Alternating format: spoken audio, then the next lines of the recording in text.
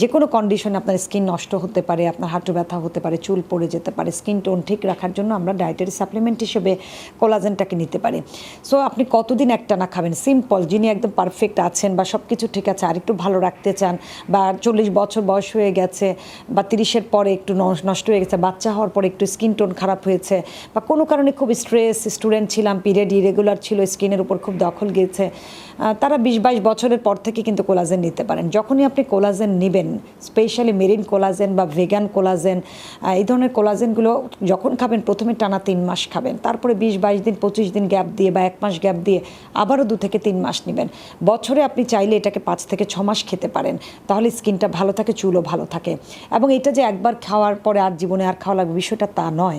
যে কোনো সময় আপনার স্কিনের টোন নষ্ট হতে পারে, আপনার স্ট্রেস থাকতে পারে, অসুস্থতার কারণে হতে পারে, সব কিছু মিলিয়ে তো সারাক্ষণ আজকে যে সকালে যে স্কিন থাকলো বিকেলেই সেটা নষ্ট হতে পারে।